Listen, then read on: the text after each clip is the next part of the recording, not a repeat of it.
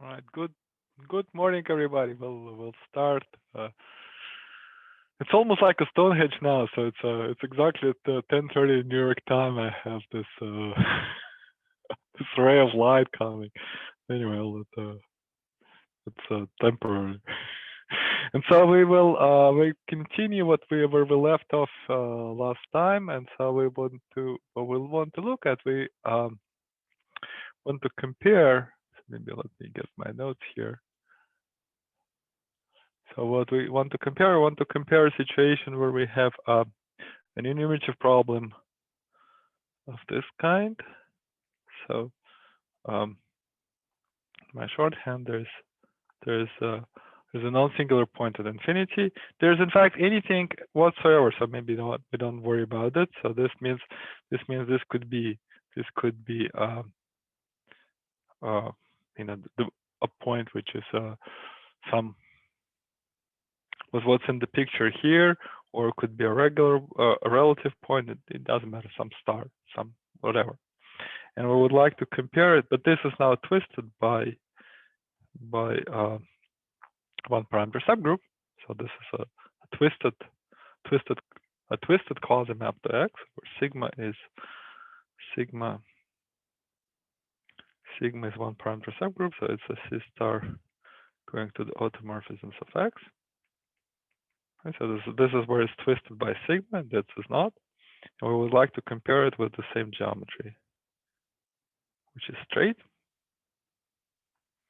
And what we decided that they're basically equal, except, so this is decided last time. So this was explained last time. These two are equal with the following changes. So here in this geometry, I substitute my my equivariant variables. So maybe there's some variables. T is a variable in the maximal torus of my automorphisms group. So this is where and my sigma actual length, sigma actual. So any one parameter subgroup is going to meet some maximal torus, so it just goes into that T. And so the variables here is I take T and I make it Q of sigma of Q times T. So I shift the variables. So it's a Q difference operator applied to this function. And then there is a ratio of kind of Q gamma over Q gamma. This is from the edge terms. So this we analyzed last time, and we decided this is from pure edge, from the difference in pure edge. So there's some whatever geometry happens at zero, we don't. That's none of our concern. Just from the pure edge, so all of that is just captured here. So then there's a pure edge term here, and then there is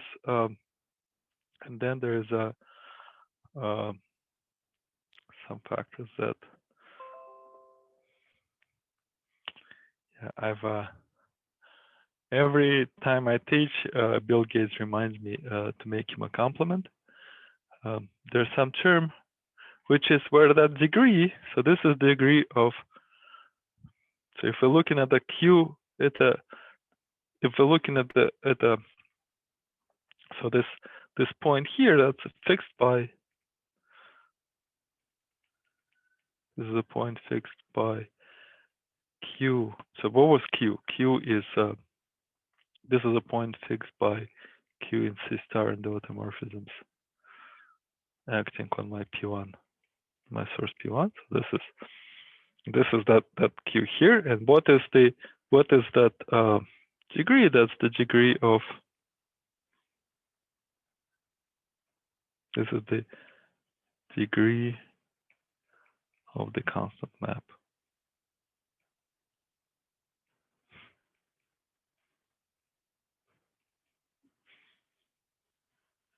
So this means here I have here I have a point. So if I have any point,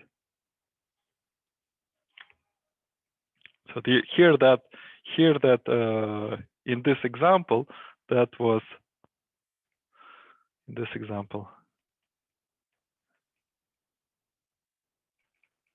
that was z to the -4.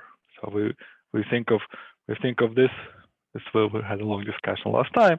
This picture, by our count, has 4 fewer boxes than this picture, and so that's there's a z -4. So so what do I mean by degree of a constant map? Suppose I have some for this I can have some manifold which doesn't need to be holomorphic. It doesn't have to be symplectic or anything. So so maybe I have so maybe I have y with an action of C star. So maybe I'll just have a sigma going from C star to automorphisms of some y, e.g. y could be, let's say, just like P1. And then I have, I can use it from this. We can construct by the procedure we're discussing. So this maybe one parameter subgroup.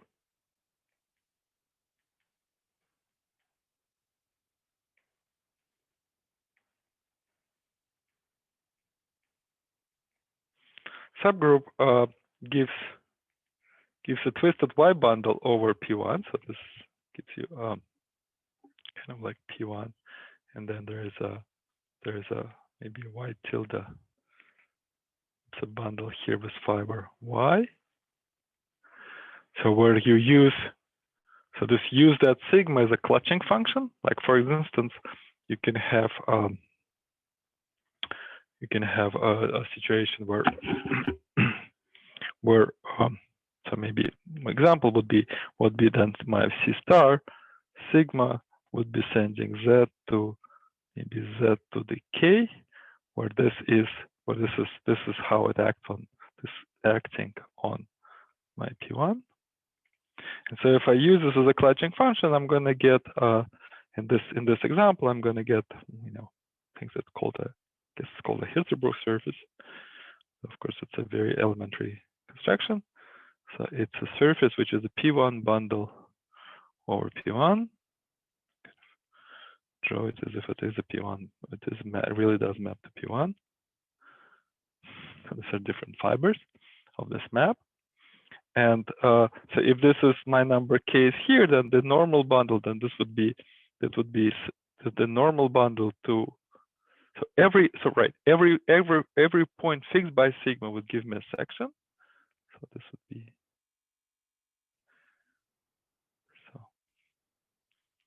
points of sigma locus give sections. It's kind of constant sections.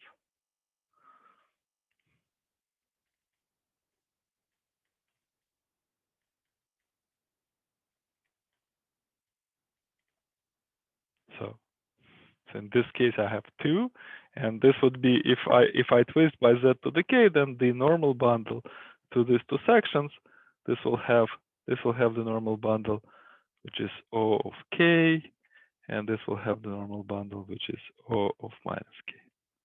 And my convention is always that if I have a positive normal bundle, that means it's acute angle. It's like it's the way the toric diagrams go. It's not my convention. So a positive normal bundle means acute angle. A negative normal bundle means obtuse angle. And so right. So this is getting a little too much sun. So I'll move a little bit. So how about I move here? So all right, we'll fix the lighting next time. And so then this means that if I can consider the class of those 2 sections, so maybe I consider the class of have a class of two sections, maybe call it kind of the zero. Maybe call this one S0 is the section of 0 S infinity. And then the class of S0 minus the class of S infinity, that is K times the class of the fiber. So that's so the two sections of a twisted bundle, they're not equal in homology of my total space. In fact, they differ by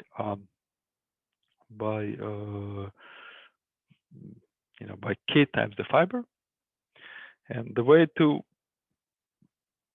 one way to think about it is the following: is that if I'd like to measure the degree, we measure the degrees. Measures degrees of curves by pairing them with line bundles.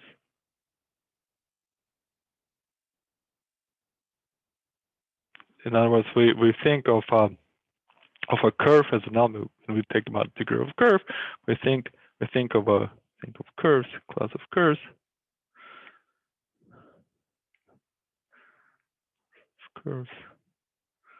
That we kind of think of this in pick, dual, check, pick, check. The dual space to that. And so then the peak of my total space, well, I can pull back Z, which is the peak of P1, and then the quotient, and since they're both sections, they both would have the same class along P1. So this is degree. This measures the degree in P1 direction.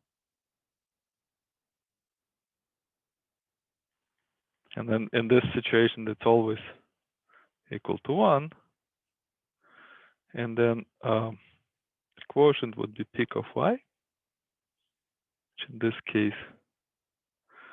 case happens to be Z again. And so this is measure that element here. We should kind of that pairs with this. Right? And so if we're going to take the dual space, the sequence will reverse. So they both have the same class along P1, and we'll compare the different classes.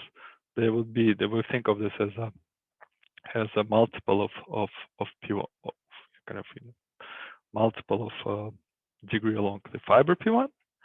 And the way to compute it in general, so if I have a line bundle. Sorry, do you have arrows in the correct direction? What?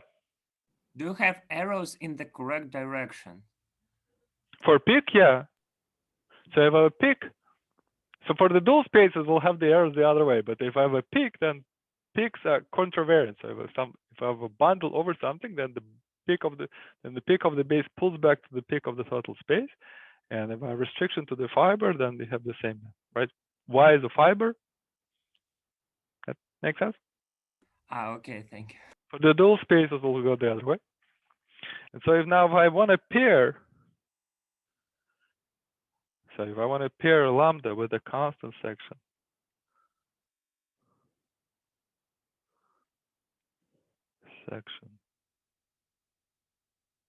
equal to x, equal to some point x, and x, or maybe y, since I'm talking about y. So y is a fixed point of sigma. And so this means this would be saying I want to compute. In other words, I want to compute the degree with respect to lambda of that constant section.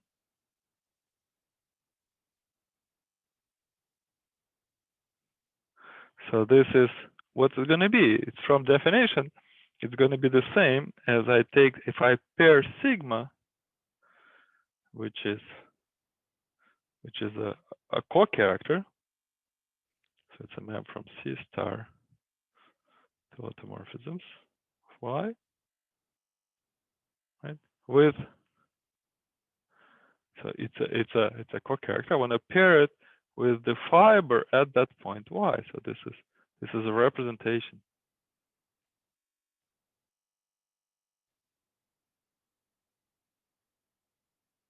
Well, it's a character, so it's a co-character. Maybe I'll write just co-character and character.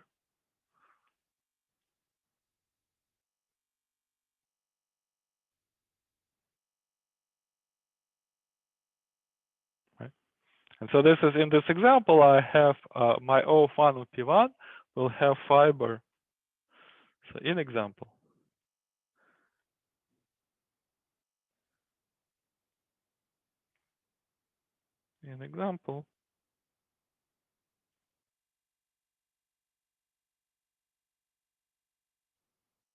if I have O of 1 on the fiber P1, then it will have a weight. So I can linearize it any way I like, but for example, I can linearize it to have a weight. So if I have P1 with usual, I have P1 with this weight at 0, I denote Q. So O of 1 at 0 has kind of the natural linearization, maybe it's times Q, and then O of 1 at infinity, that may be 1. But of course, I can shift linearization by any character I want, so it's going to be times Q to some any number, any other.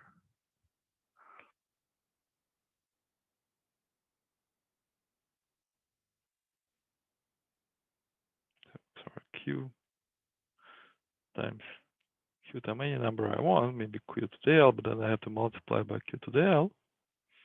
And so if I pair it with, I pair these characters with, where Q is my co-character is Q to Z to the K, then I see that the difference between this pairing is they will differ by K.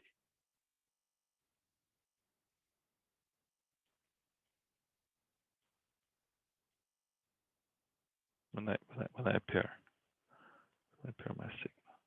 So that's my sigma of Z. Right.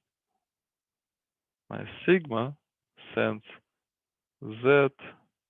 So what sigma, right, sorry. Right. Sigma of Z is Z to the K, and that is Q. So this is, we pair that with pairs with sigma, this will differ by K.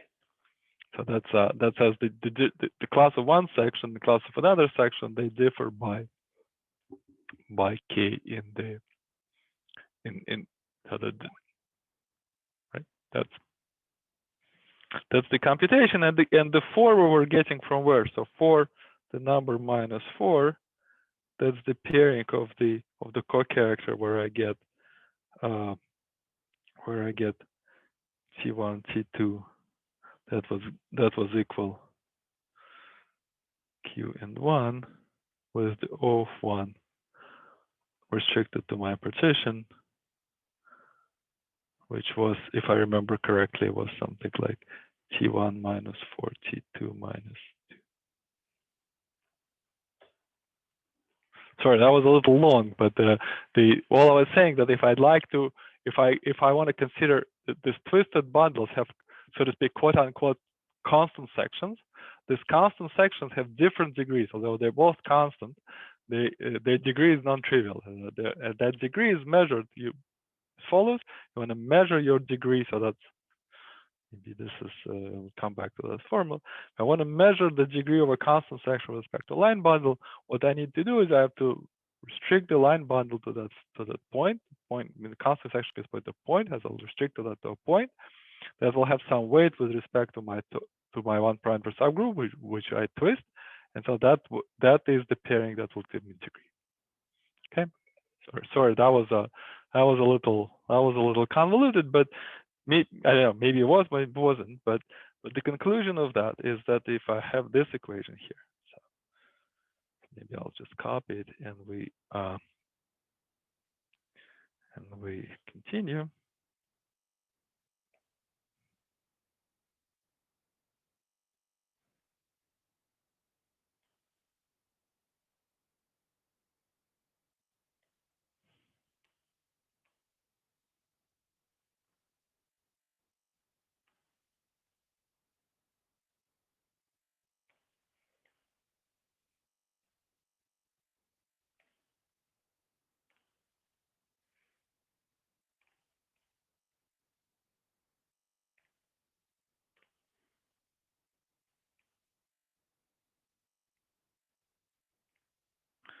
Be all right. Z, what does it mean? Z to some degree it means Z to degree, which is kind of like pairing of sigma with whatever. So that's that kind of degree. So that's the degree.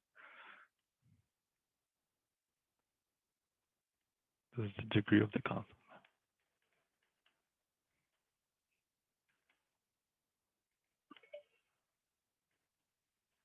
So that's one side.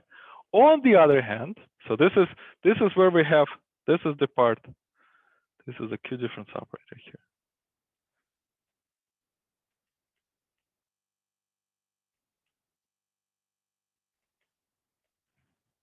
On the other hand, what we can do is we can take this geometry and we can degenerate it. So on the other hand, this is equal.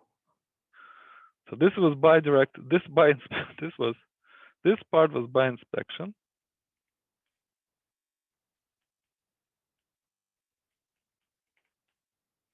And this part will be by degeneration.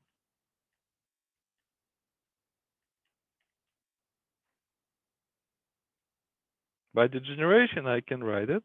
Again, whatever was here, then I get to break it, and I put it here. And then I have, sorry, so I get to degenerate it to a union of two things. And that bundle, that one parameter subgroup, I get to choose. I get to split it any way I like, right? So this is I can split it in any way I want, but in particular I can make it all go here. I make it all get here. All right. So that's but the conclusion that if I take, so I'll be moving. I think I'll be moving to somehow away from the sunlight, but so with the conclusion, so what somehow in mathematical symbol this means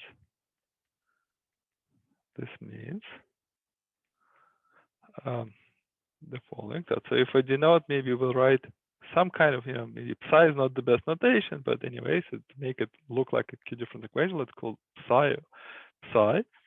This would be the matrix, the operator. This is the operator, or the matrix, whatever. The operator, which is this. It depends. So this is psi depends on. So psi depends on Z, depends on T, depends on Q. Because this is this there's a slightly pedantic point that we didn't really trivialize equivariant K-series. So K-series some like a free module over equivariant variables, but we didn't pick a base in that free module. So to say it's a matrix depending on T, okay, maybe it's slightly if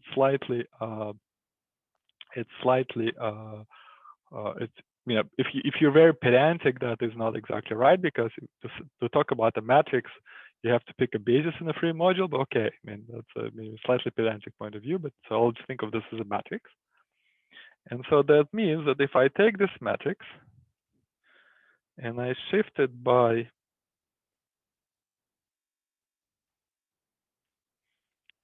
shift my T by sigma, that is on the one hand. So sorry, not one hand. On this same hand, this is gonna give me some kind of gamma over gamma type of thing times z to something which is sigma like that. That's on one hand. On the other hand, this is the same matrix psi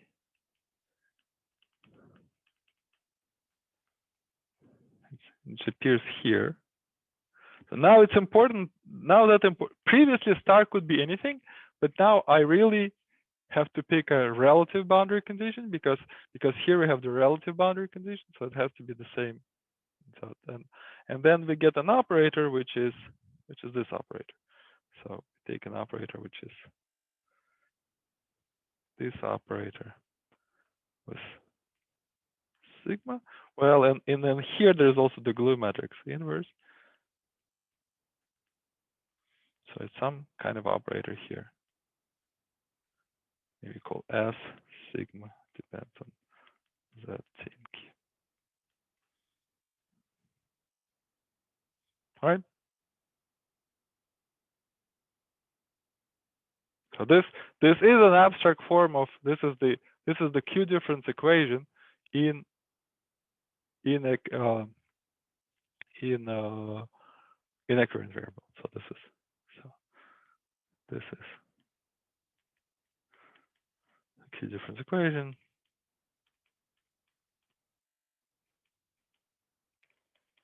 In equivariant variables.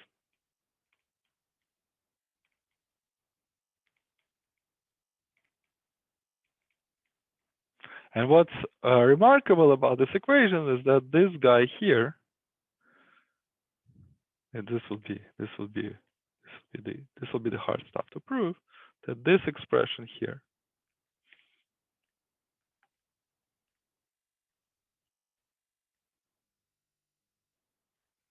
this expression. So this belongs.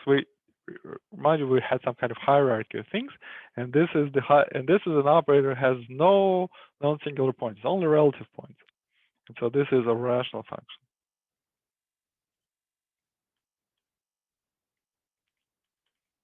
So it's a rational function of all variables. So this function psi solves a Q difference equation with rational coefficients. So that's and this is difficult to prove.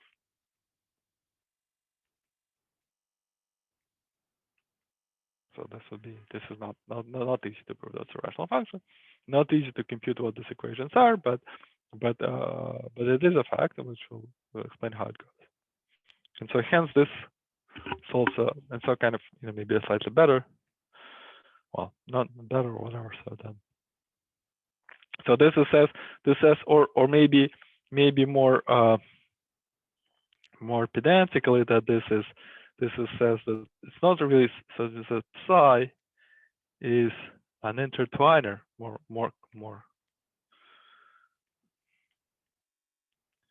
better to say that psi is, or not is, just intertwines.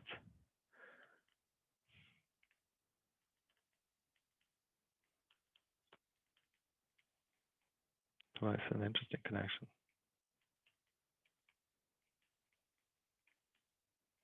Difference connection.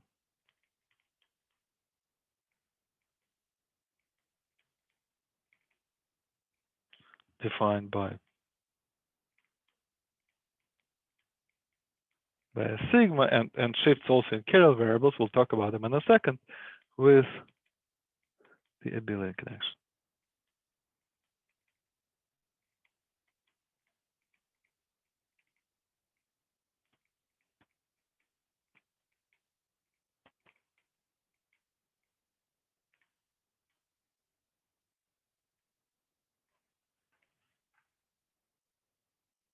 Right. So this is Q difference. Q gamma function is a function that solves an abelian Q difference equation. Means if you shift the variables, it multiplies, just spits out a factor, and then this z to whatever, that's even more elementary. And so this abelian Q difference connection, if you think about it, is directly related. So this abelian connection is very closely related, and this would be exploited maybe this is really very closely connected.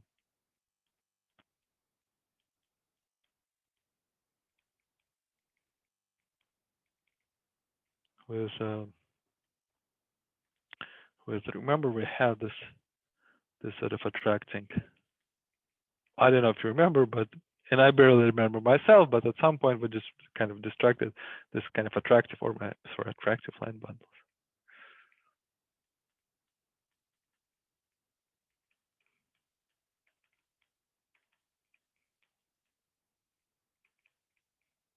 Like S in the discussion.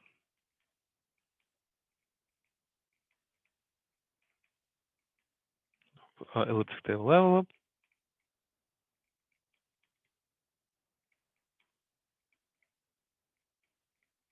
And this S, this had the feature that had like it was like a theta bundle of polarization, and then twisted with U. So U was something like where U was, that was the theta bundle of summation Zi minus 1 times Li minus 1. So more in more kind of abstract terms or more concrete terms, it was like a theta function of Zi times Li over the theta function of Z theta function of Li product, this kind of thing. And so this is why is it related? It's because this sort of expression, if I shift the line bundle, and line bundle has also current variable, if I shift it, that will produce a factor of Z exactly like, well, strictly speaking, like opposite to what I get here. So this is so that Z comes from that Z here is well, maybe opposite rather to the reaction to this thing. If I shift here, I shift Li, I get Zi inverse from here. So if I shift Li by Q, I get Li Zi inverse here. And so, but anyway, and then the theta function. Well, the theta function you can write as a product of theta function. What's a theta function? One way to, if you look at the triple product, theta function has a term which theta function is a product of two Q gamma functions, and these two Q gamma functions they really, you know, in the opposite arguments. Just like in our situation, we have this theta, we have the arguments of the gamma function. They have the weights. But the weights in the simplex situation, they're arranged exactly. So if I think of a action of a, if I think of a group that preserves the symplectic form, will have exactly opposite weights, and so this product of the gamma function will be really the theta function. Otherwise, there's a little bit of a correction, but it's basically the theta function has so maybe pairs of gamma functions. So if I think of a kind of pairs of Q gamma function, or maybe Q gamma function of W, Q gamma function of W inverse, well, it's very closely related to one over there. It's not equal to, but it's kind of all right like this. So here, so if I have Q gamma function of W inverse, and then I have a Q gamma function, the opposite variable HW, that is very, very closely connected to theta function of W. I mean, it's not equal, but it's not that different either. So so this is so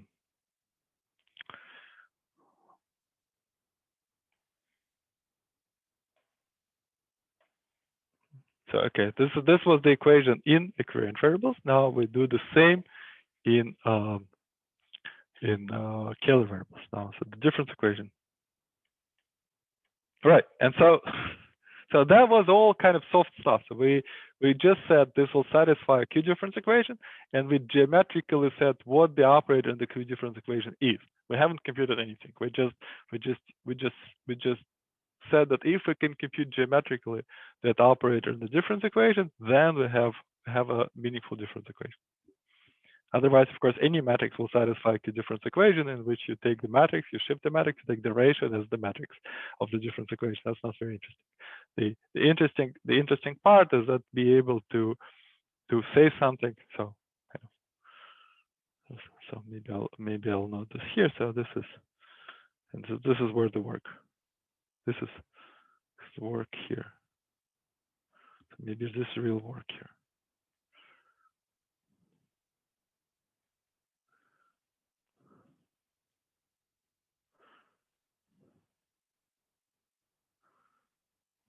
So what we did is talk, and if we want to work, then we need to say something about this operator.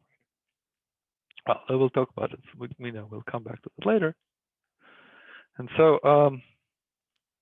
now we want to talk about Q difference equation.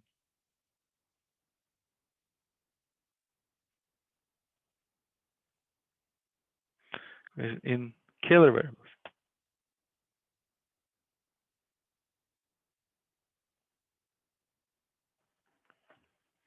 And so this would be again, this will start just like the start of the lecture. We're gonna go to the same, we're gonna do the same thing. So this, I apologize, this will be like a third layer of this varnish, but it's basic computation, which it's easier to present the more complicated computations. So I'll start with it again. And so if I look at the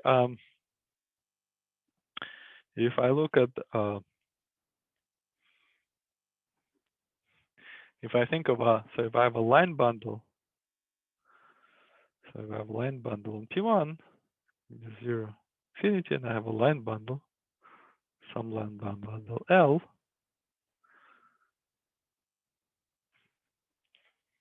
and this will be an equivalent line bundle. So it means I have an action by Q, and then this means it also acts on the fibers, 0 and infinity. Okay. Then localization says what? So localization, it's one of the ways to express localization, or not even express localization, but this is a statement that equivalent, basic statement.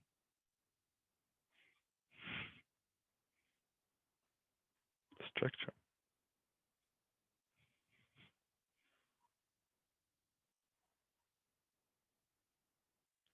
K theory of projective space. We know K theory of projective space is, it's like union of two lines at a point in terms of spectrum. So what is?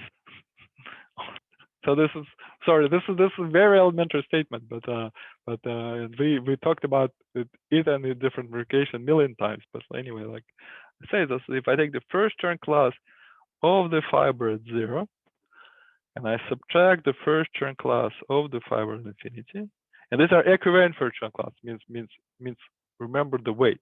This is really the weight.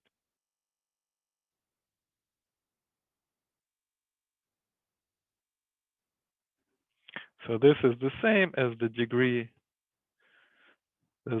of L times the first term class of the tangent line at 0 to my P1. This is, so in other words, that this is again just the weight. This is kind of this line is kind of Q. Right? Sorry, this says nothing. Well, this is a very familiar statement.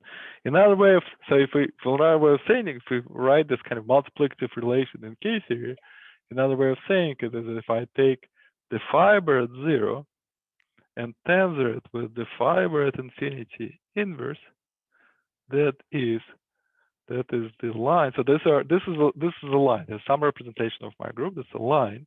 Or if I have some P1 fibration over some base, this is a line bundle over that base. And so that is that is the tangent line at 1 raised to the power degree of L. Okay. And so this means that if I have now any sheaf, F is any sheaf of P1, then the determinant of F as a line bundle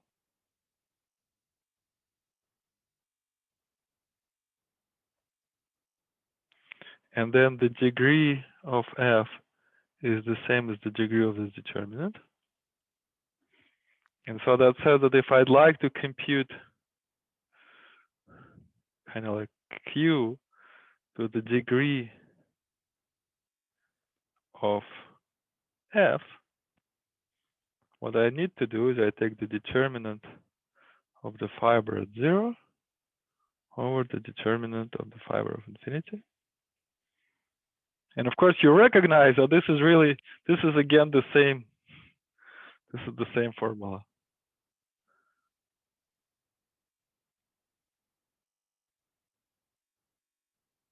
For the degree of the constant map.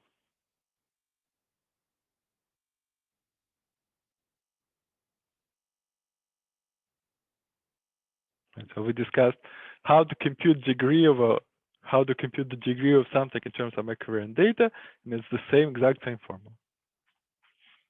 Okay.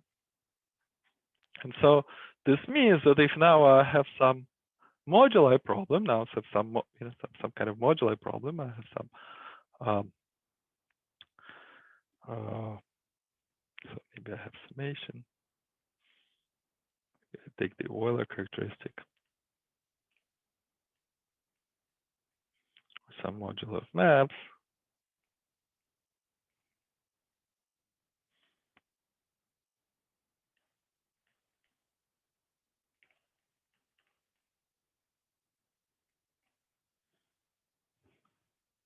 And I'd like to compute, and I have kind of Z, some term Z to the degree, and then some other stuff, maybe centralized virtual and whatever, something.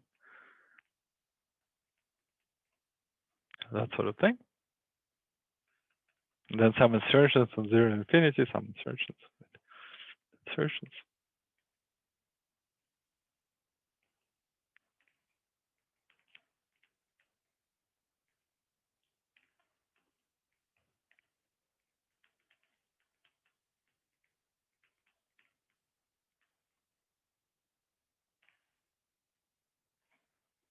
Now, if in this expression I'd like to change my Z by QZ,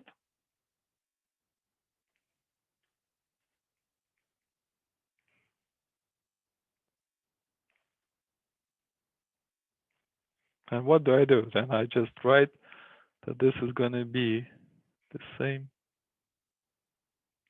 thing. I have to add to my insertions 2 new insertions. So I take, let me copy this.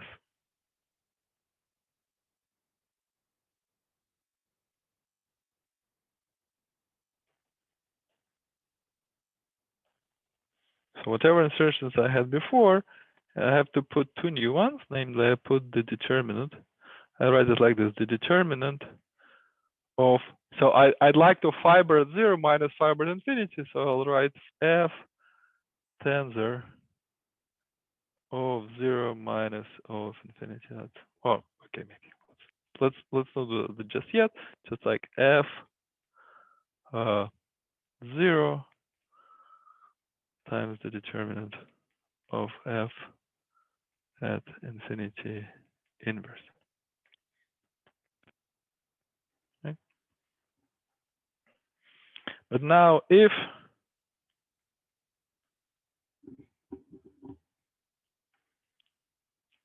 my modulo of maps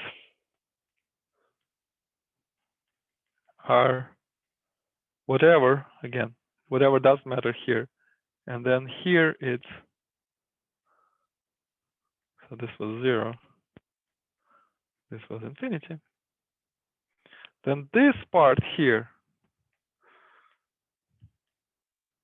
well, nothing happens over infinity. So let's just think about it one more time here. So let me take this picture here and copy it.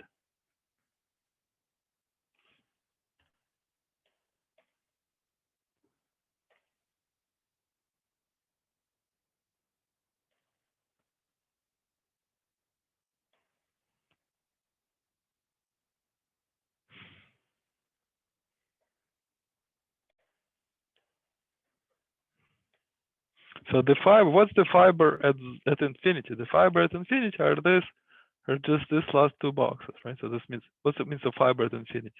Means you take, that is, so it's f infinity, that is f o times structure shift at infinity.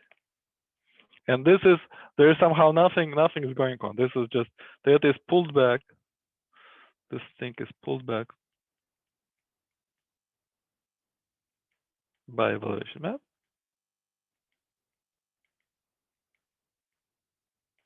And so this term, sorry, what is pulled back is this term here. Right? So if we do this, if you think of this as an operator, then this means that this new operator will be, so this means if I take my operator here, this is my operator, and I'd like to change z to qz. So what it's going to be? That will be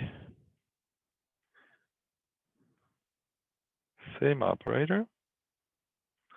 Now pre-compose, post-compose with multiplication by, in this case, the determinant of the universal shift. That's just O of 1. So O of 1 inverse. So maybe I'll just like L inverse. This is the line bundle on X corresponding.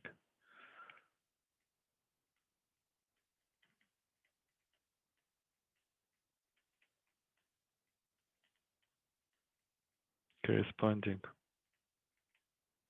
to my variable Z, in this case, O of 1. So my variable Z was measuring degree with respect to O of 1.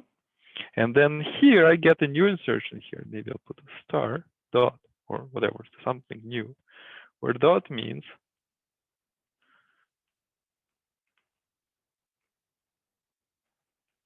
is you put the determinant of f o times structure shift of 0 on P1. Right? And so now we're in business where it can, just like with the Kähler variables, we see that if I have my function, if that still denotes psi, so I get, so this is, that was psi. So I'd like psi, now qz times t times q. That is, sorry, I mean, I've to write, I missed that step. So this is now, again, like with the current variables, this is by degeneration now.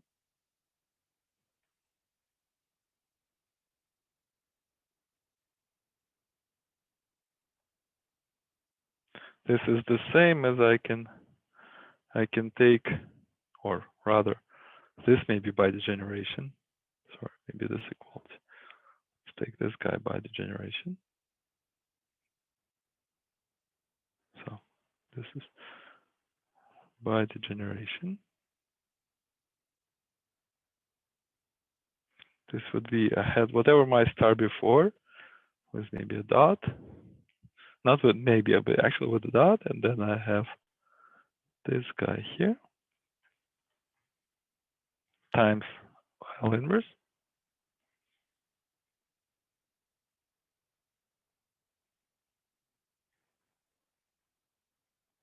And so I come to the conclusion that if I now denote and recall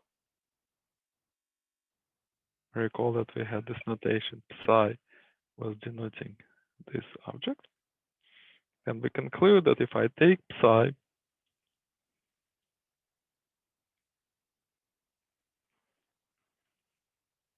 and shift the variables, maybe more canonical, I should shift the variables by q to the lambda times z t q times lambda times L, so it's q to the L, or times L. That is some operator, maybe called ML, acting on psi, where this guy is,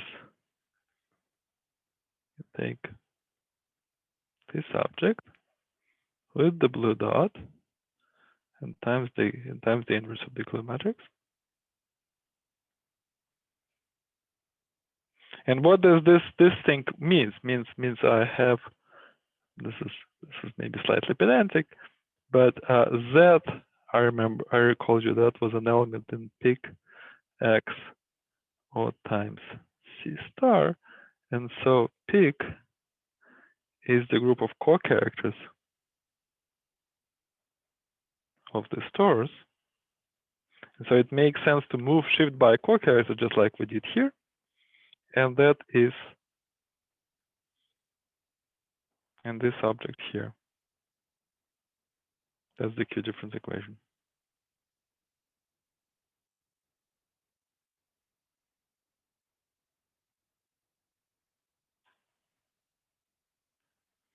In killer variables.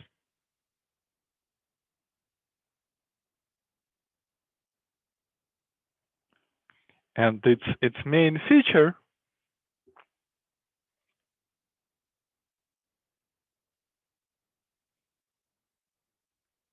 that commutes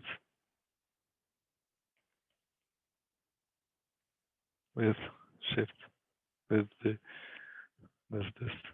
Q difference connection.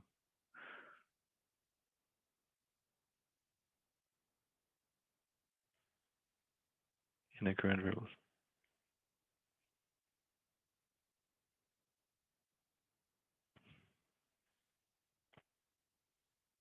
And so we have two sets of Q difference equations, and they are satisfied by one and the same function, and so there means they're consistent, means the two different connections commute. For two different connections, for two Q difference connections to commute, that's extremely complex. It's extremely rare. So it means this guy here. What does it mean two things commute? This means this guy here is a solution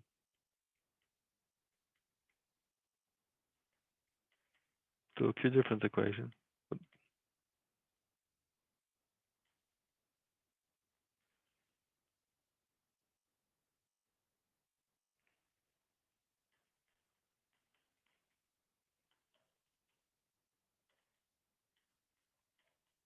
And for two Q difference connections to commute means each matrix is a solution to Q difference equation. And so that means essentially uniquely, so one side, any one of those uniquely determines the rest, more or less, up to, because it means if I have an initial condition, I have Q difference equation, that means there's really no choice. And so okay, so this is how it's determined. So this is in the current logic.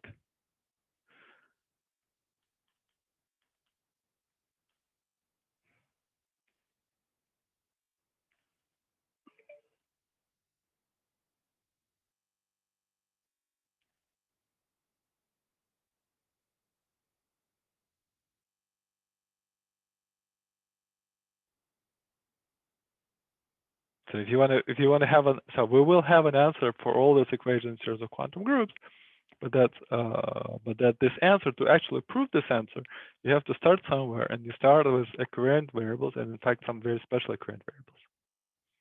Okay, so now the strategy. So So goal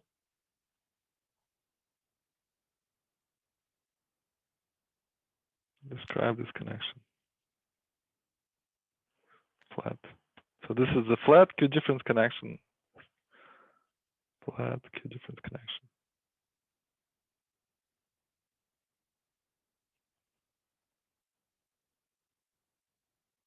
In quantum group terms.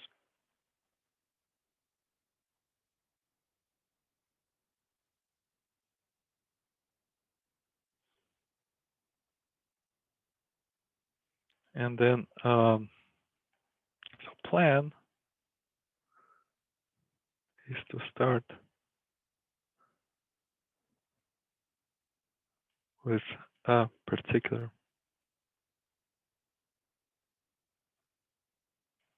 equation. Shouldn't special with Q difference equation.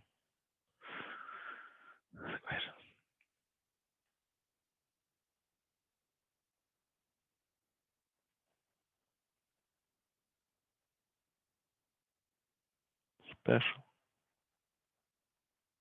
current variables.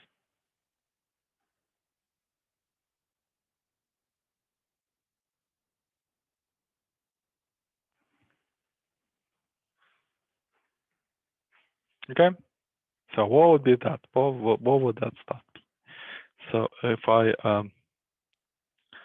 so this is maybe you already can guess if you pay attention to what's drawn behind me, you already can guess what sort of where I'm going and where is that leading us. But let me try to nonetheless motivate this. So maybe motivation.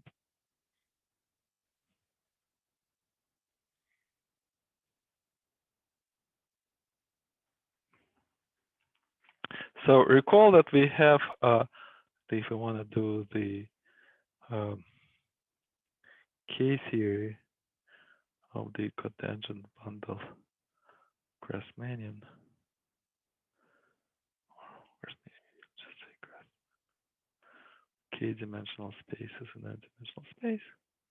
This is as a module. So this was the baby example of all the quantum group stuff. This is weight K. Subspace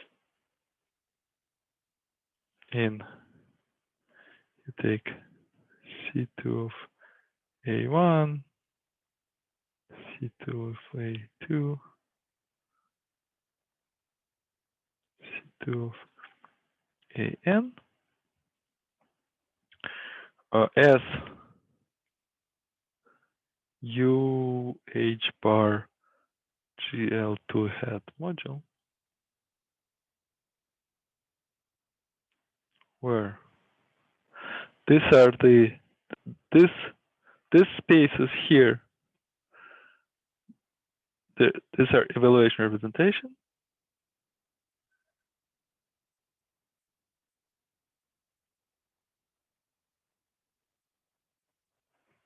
The matrix A1 through AN, that is an element in GLN that acts on this space. This were the in academic language. This is changes of framing.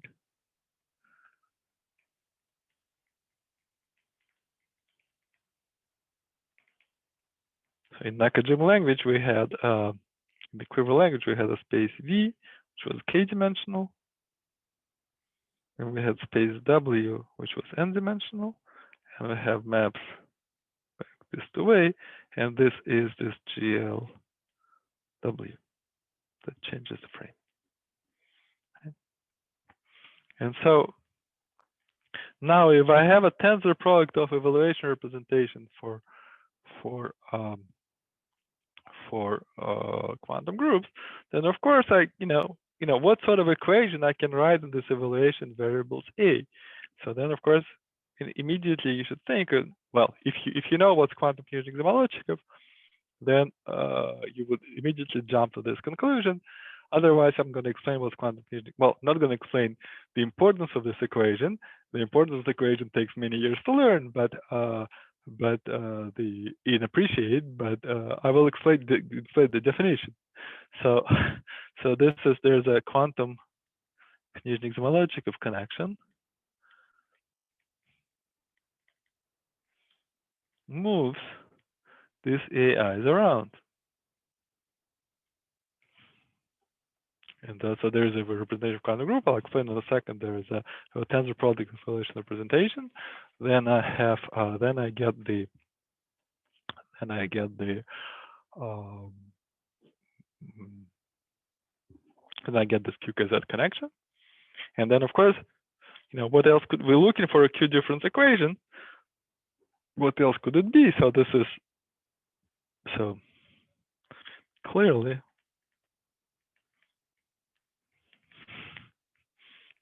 maybe this clearly this must be the connection with SIG.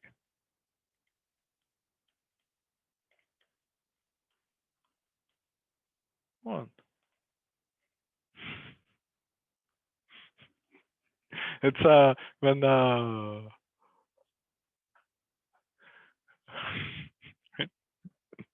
maybe I'll write in the style of Art Knowles, не правда ли он, не spam, isn't that right? So this anyway, somehow it's no, clearly, clearly must be the connection we want. What else could it be? We're looking for, and in fact, yes, indeed, it is the case. So moreover, more generally,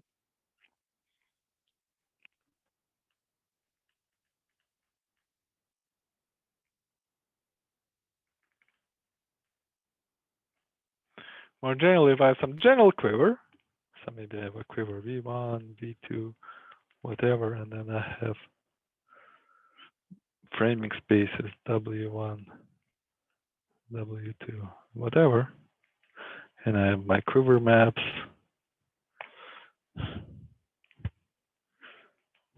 Going, and then here they can go crazy. That can could be anything go on, and then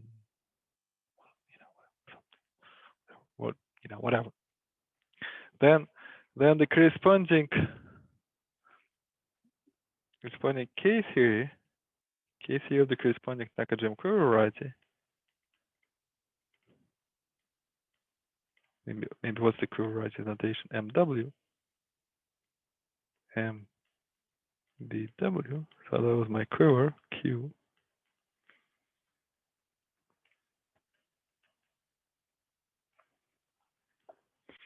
So this is like, well, strictly speaking, this is up to some localization. So K theory is really an integral form. So maybe I should say K theory is really integral form of, but it's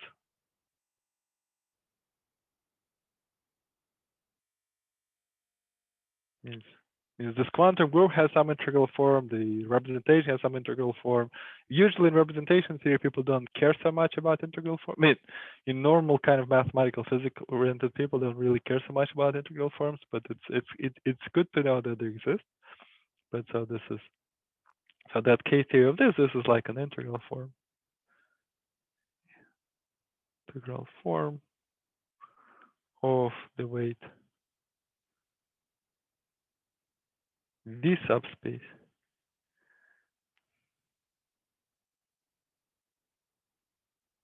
And you take a tensor product over I, and then another product, tensor product over J going from 1 to WJ. You take the ith evaluation representation, ith fundamental evaluation representation. So fundamental representation are indexed by the spaces V, and evaluated each at the point kind of Aij, where this is where Aij it sits in the, that's really a matrix. It sits in the GLV, which is the product of all these GLVIs. So there are many flavors. There are many flavors of representations. They each has its own, a curve with a certain multiplicity that they occur. So this little vi is the multiplicity, and the corresponding evaluation points are the matrix elements in there. And then again we have and then they have the so again we have QKZ in all these variables.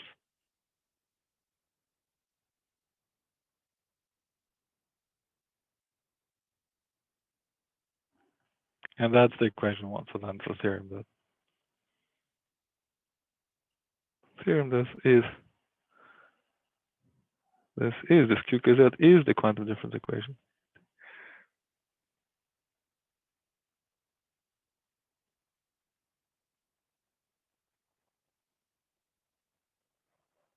And before I explain what this theorem really means, I have to display this. I have to explain what's QKZ. And so this would be, for many of you, would be very well known, but for some probably, well, anyway, I have to explain. So what is QKZ? So the ingredients into QKZ is I have so the ingredients.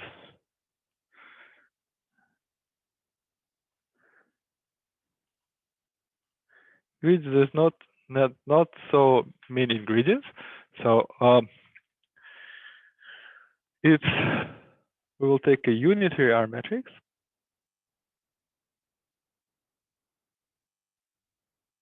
Unitary means it satisfies that if I take R21 of kind of U inverse, then R12 of U that is 1, and then plus Young-Buxton. And then an operator plus an operator Z such that Z tensor Z commutes with the R matrix.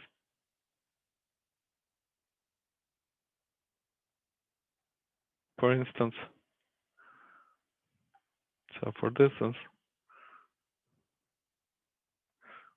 e.g., you can take an element and the maximal torus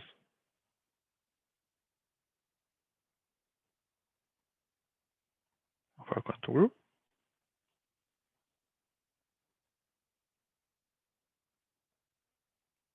So we take a quantum group. Generally speaking, only the elements in the maximal torus, they stay group-like. So this would be the delta Z, then in which case Z tensor Z, that is just the coproduct of Z. So they still stay group-like. And so therefore, since it's a coproduct of Z, and also the opposite coproduct of Z, since they invariant, and so that means the R matrix will commute with them because the R matrix has to take the coproduct into the opposite coproduct, and so this means. And so then we have so this is or maybe collection of. So this you could have several spaces, several flavor of spaces. So then means it's really a collection of.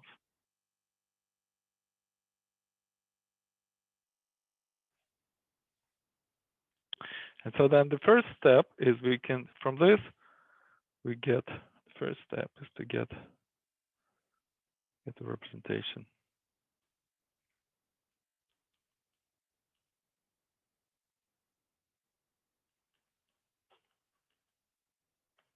of the affine Weyl group.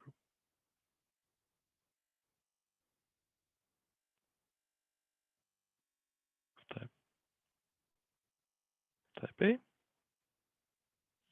So how is this done? Well, the first thing, so this is in acting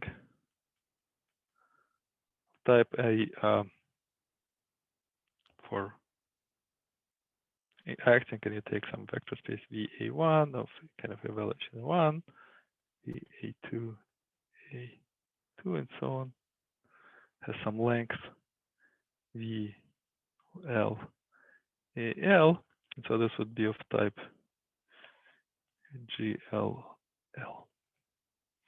And so the first step is to define the permutations. So the permutation is easy. So if I'd like the, I can take the R matrix and then permute. So this would be like the R check. R check. This is the R matrix post composed by the permutation. So it means I really take the variables and I permute them. I take the spaces and I permute them. So this would be, go to V2A2.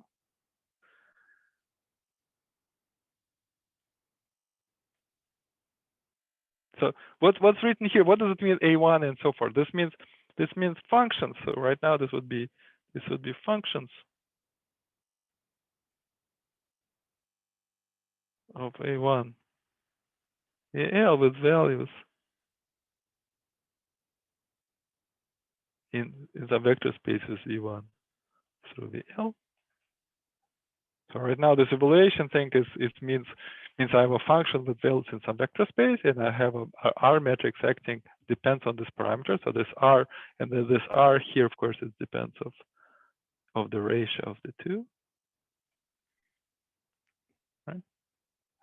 And then the unitarity. So since my R, if I do it twice by unitarity means this operator squared is 1. Right? Because if I do it twice, then I've permuted both. Unitarity means that I permute the indices. If I invert the spectral variable, then this is the inverse matrix, and so this means this squares to 1. And then the Young-Baxter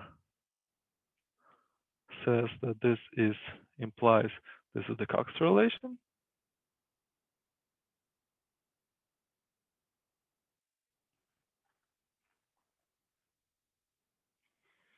And so this means we get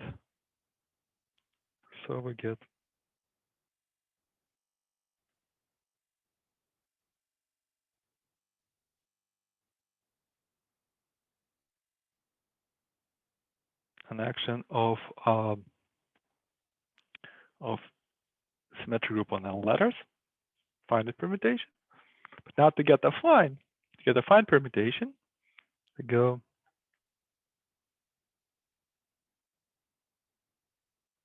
affine Weyl group.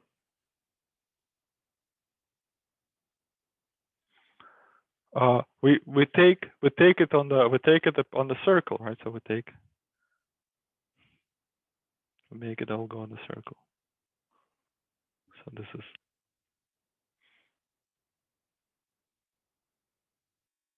whatever some permutation, and they now allowed to go around. So this is just we take them on the circle, and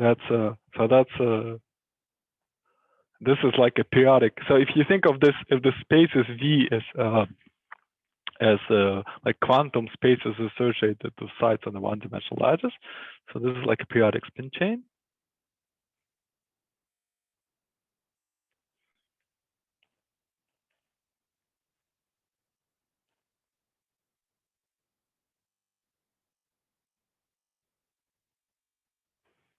But then moreover, what you can do is you can take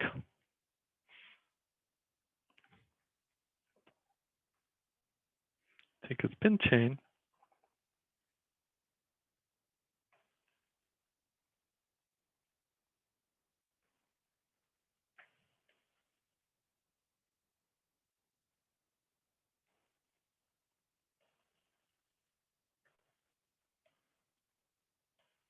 and make it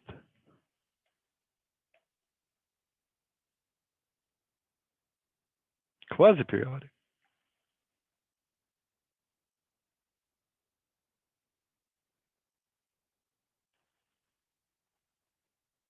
By saying that if I go around, then I have to act by my means if I go around, if one of my strands goes around, then and it crosses, so there's kind of a seam, like the seam of the cone. remove the cylinder. That if I have my strand that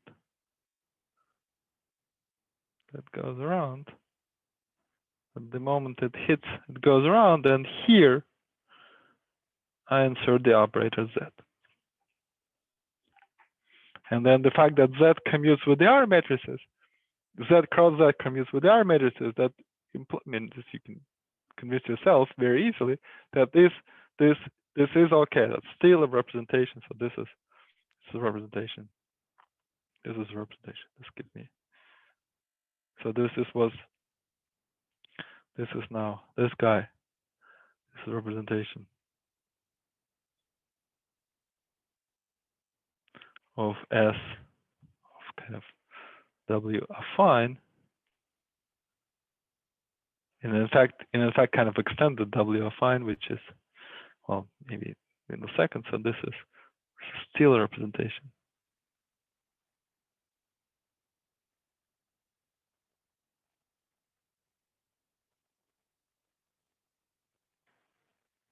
This is important. So this means if I in spin chain, if I wanna have a spin chain with quasi-periodic boundary conditions, I can't put in it like XXZ chain. I can't put an arbitrary quasi-periodicity condition, but I can put quasi-periodicity condition in the maximal torus. So if it's in the operator, like in the XXZ spin chain, I can't put an operator something like that, right? That's allowed. Okay, so if something that, as long as it's diagonal, then this is still good, still satisfy all the properties. And so now in the affine while group, so in affine while group, so if I take, well, in fact, it's better to think some kind of slightly extended. And then this is you know, whatever. This means add shift by 1.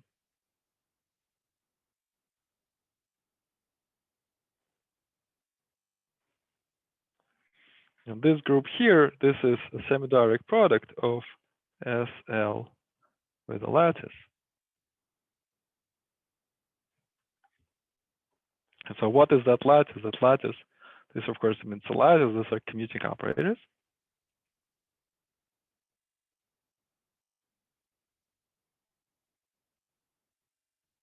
And how do I write these commuting operators?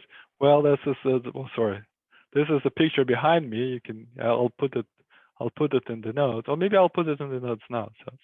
So it's just if I take a strand and go around, that is those operators for different strands they commute. So this is I take the L strand and I take it all the way around. Maybe I'll draw a picture here. So I take the L strand. Maybe this is kind of a node strand. And then here I take, let my L be 3, and I take it all the way around. I bring it here. Those are commuting operators. So this would correspond to kind of 0, 0, 1, 0, 0.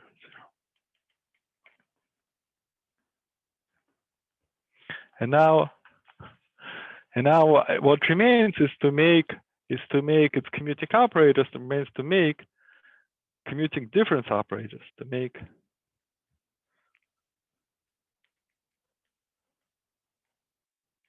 produce commuting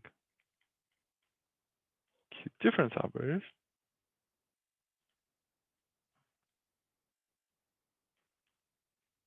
We take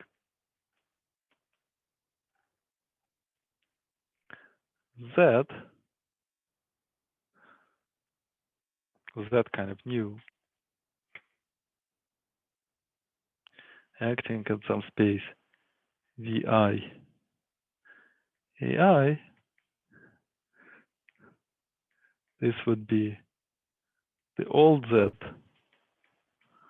acting at that space VI, and we shift,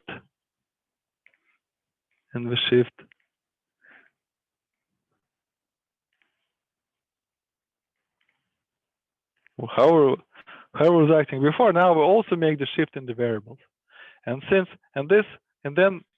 still commutes. So this is still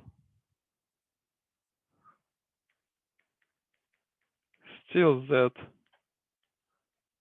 then there's Z with the R matrix that still commutes because the R matrix acting in V1, A1, V2, A2, that's just some R matrix corresponding to the spaces evaluated at the ratio. So if we shift both of them, this is invariant. So this R matrix is invariant under a simultaneous shift of both arguments. And so if I shift both of these arguments,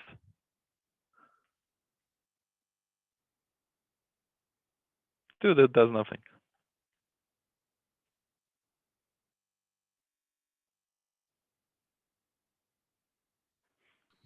So that's question. Yeah, when you first wrote the ingredients for QKZ, the condition was the commutator was 1. Was that just a typo, or? Oh, that was a typo. Yeah. Sorry. Maybe I meant multiplicative commutator. Yeah. Thanks, Noah. So the commutator was 0, right? I apologize.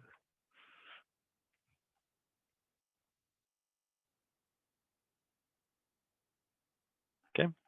So that's. I mean, you can also write what it means for have a commutator, because a commutator is, how can it be non-zero if it's a map from one space to another? So, you can the only map from one space to another, which one can write abstractly, is 0, I think. So, right. So this is anyway. That's my 25 cents worth of QKZ. So it's kind of amazing equations. But let's see what they say. They say, like, for example, for instance, that if I have like the shift of the first variable, so the operator, the equations of the, so what does the equation say? This equation say that this is, say, if I say of a function of 2 variables, so for, say, for a function of 2 variables, so everything else you can reduce, so you can treat, right? So if I have some V1 of A1 tensor whatever, you can summarily call it some other representation, V whatever. You can make it 2 of some evaluation. So we didn't say what representation. Well, I think so. It's some, you can, whatever you have, you can summarily call this kind of a new.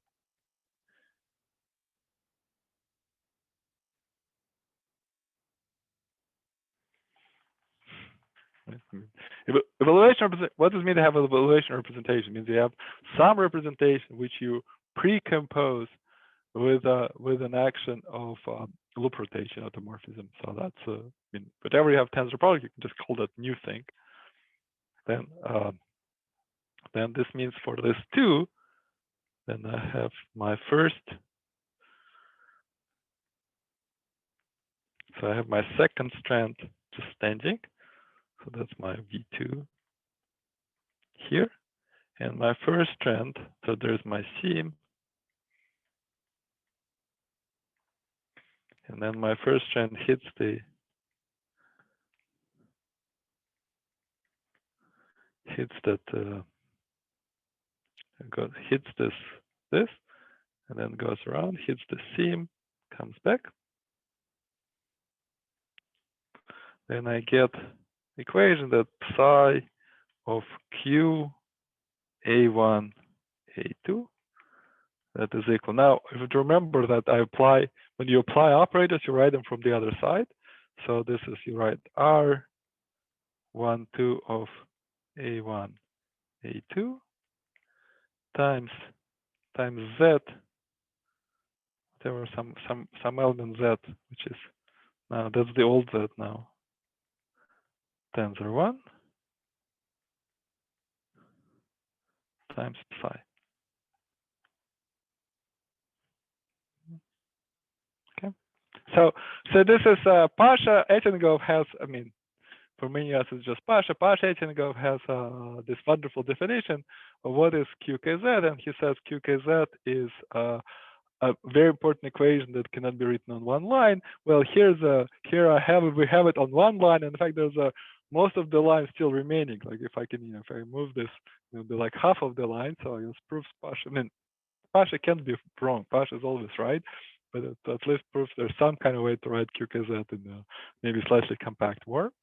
But now let's just think of a statement that would be something like that would be a Q difference equation. So this is, so now imagine, now earlier I said so that this is going to be, how can something like this be the quantum difference equation?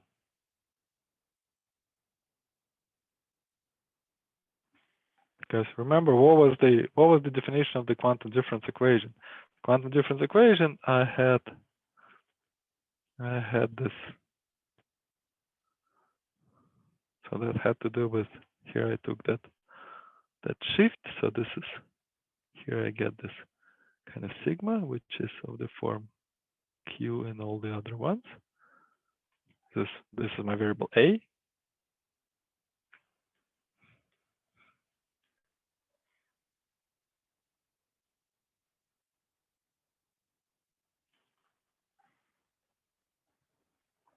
Right, but this is, and then okay, there was some glue inverse, but maybe it's not so important. It's not so important now. But most importantly here, that is some actual quantum operator. You see, it's an actual quantum operator that says this has the summation, this contains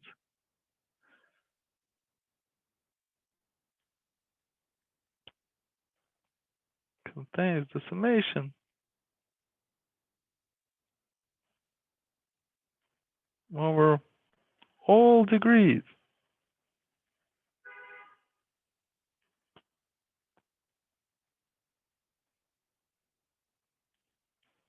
with the factors at the degree, right?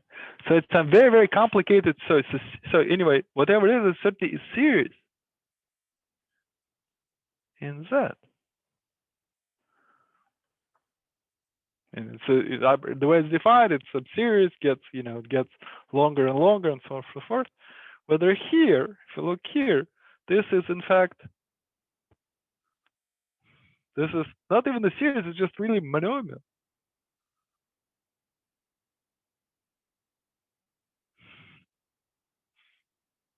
And what's how we can reconcile this tension? So this is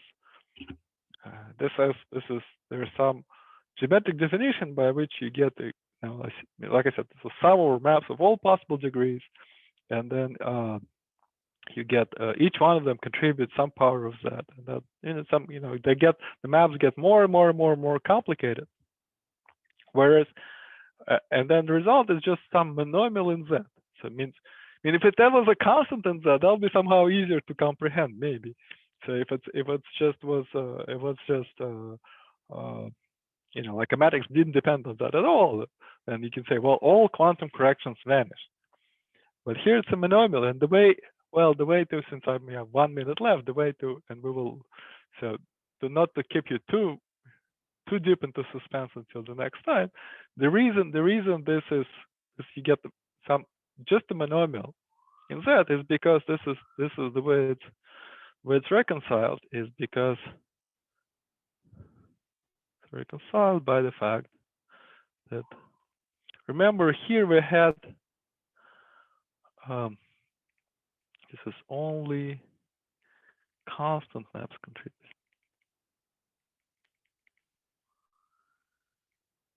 If you normalize it correctly, then only, in some sense, only constant maps contribute. But those are constant maps to non-trivial geometry. So if we discuss the whole lecture long, constant maps to non-trivial geometry, they have, depending to which point you have a constant map, then they'll have a different degree. So they have different powers of Z for different components of the constant map.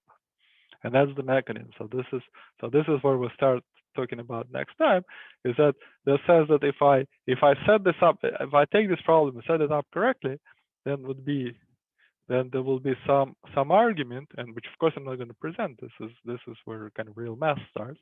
Then in fact only the constant map contribute to this computation. This is how you get the QKZ. So that's and then from there it's you start unraveling the. Oh well, I'm 1 minute over time. That's about as much as I wanted to say today. And how about questions?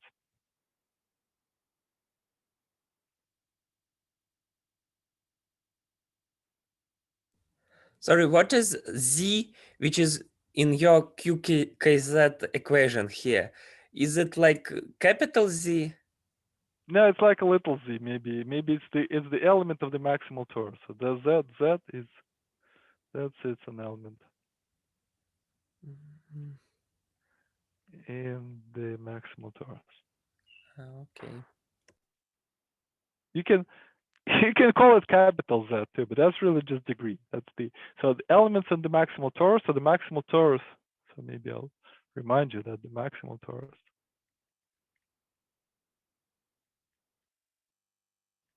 torus of my quantum group, which so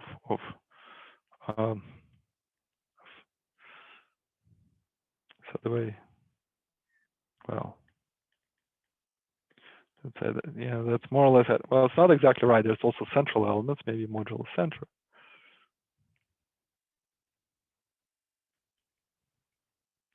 That is identified with big XO times C. And so this is where Z lives. This is the home of Z.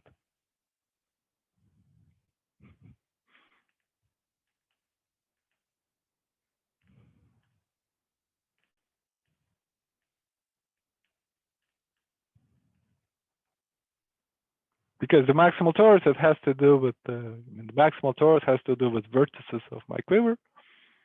I mean, the maximal torus in the quantum group has to do with vertices of my quiver, and then because what maximal torus remembers the dimensions of the spaces VI, and so that's but that's also the vertices of my quiver are also the generators of peak. But of course, you can say it more conceptually, but not in our time. Other questions?